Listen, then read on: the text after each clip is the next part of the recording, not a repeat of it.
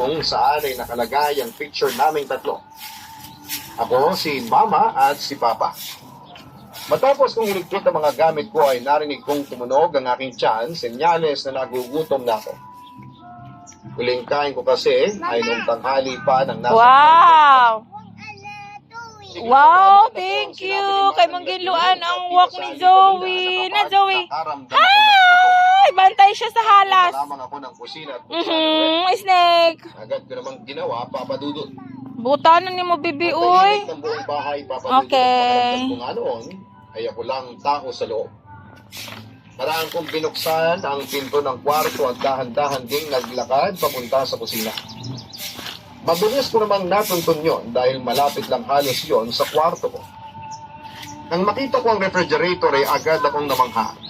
Malaki kasi yon kumpara sa ref namin sa bahay, papadudot.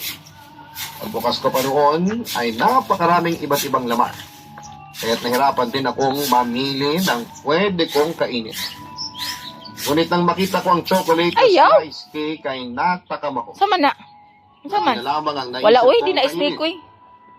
Kumuha rin ako ng isang can pineapple juice noon bilang panulak at naisip ko na sa kwarto na lang kumain. Lalabas na lamang ako pagtapos ko para hugasan ang platito na pinaglagyan ng cake. Ngunit nang isasara ko ng pinto ng ref, ay ganoon na lamang ang takot ko nang makita ko ang isang batang babae Dirty pa daw. na nakatayo sa likod noon. Nakaponitil Wow, kabuutan na ni nga, baby. Karon pa man mikitag bata na buutan. Imbis na takot at panginginig ay nabitawan ko ang platito na naglalaman ng cake. At pati na rin ang canned juice dahil upang magkalat ito sa sahig. Kasunod doon ay ang sigaw ko ng ubod ng lakas. Na siya rin namang sigaw ng batang babaeng yon. Nakita kong dinaluhan ni tita ng yakap ang batang babae. Uy, Ano wala ba kay yung tato. Ha? Sabi niya pa rito sa Dirty pag-awak pa sa daw. pis ganito. Mama, sino po siya?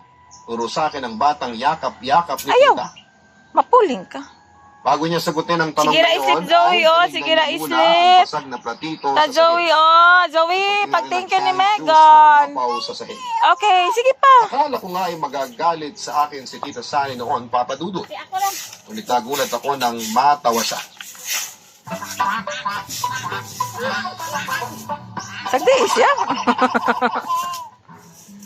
Di ba ka let's go sa Tuesday? May tamis relief doll penal. Unilab yan. Nagulat ako nang matawa siya. Siya ba? Si Kuya John mo yan. Pinsan mo siya, anak. Pakilala sa akin ni Tita. Lapot siya.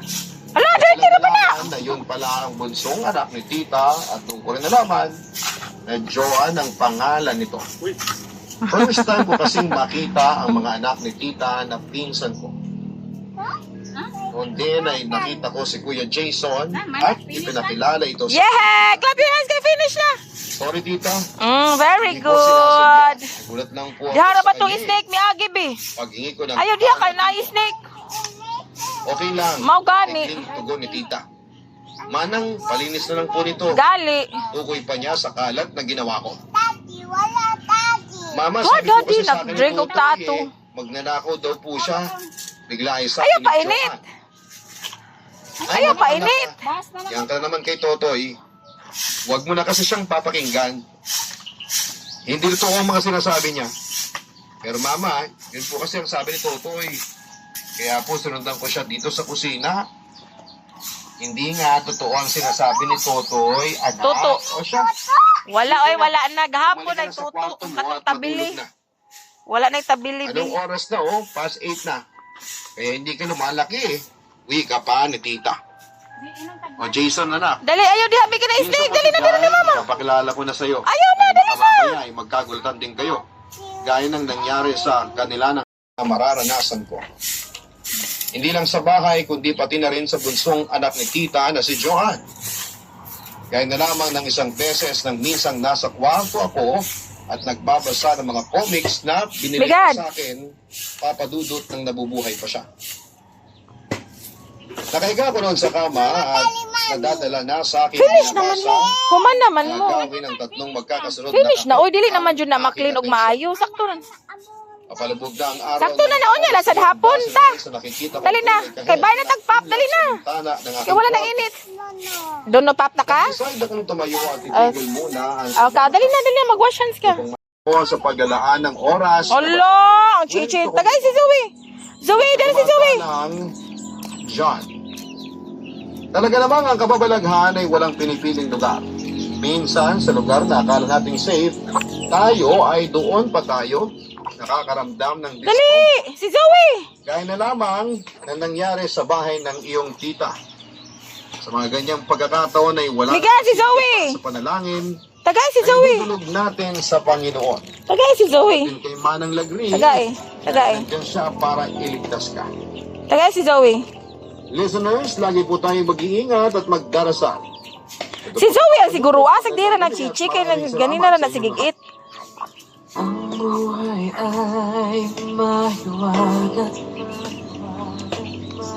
laging may lungkot at saya. Sa Papa Dudut Stories, laging may karamay ka.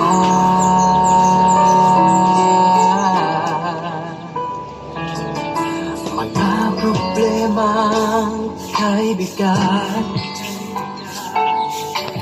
dito ay pakikinggan ka. Sa Papa Dudut Stories. Ayaw, kay matuhikan ka. ayaw pa ka. Chichi, matuhikan ka. Dito sa Papa Dudut Zoe, ito na, Zoe, ito ah. Mama. Dali. Zoe, dara. Zoe.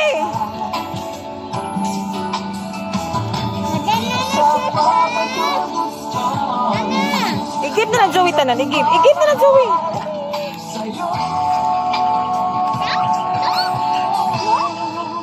Dapat, Zoe. Dapat, da. Dali.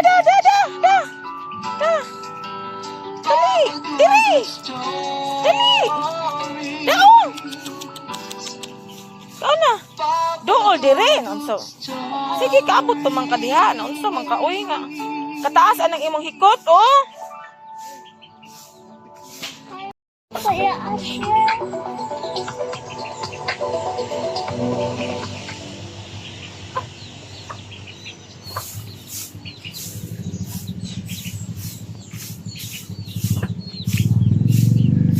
Dito sa Papa Dudut Stories, ikaw ay hindi nag-iisa. Isang magandang gabi sa iyo at sa mga bumubuo ng Papa Dudut Stories. Pinabati ko rin ang mga libo-libo mong mga subscribers na nakatutok ngayon, Papa Dudut. Isa ako sa mga avid listeners mo simula noong nakaraang taon. Wala ka, kasabad ka ng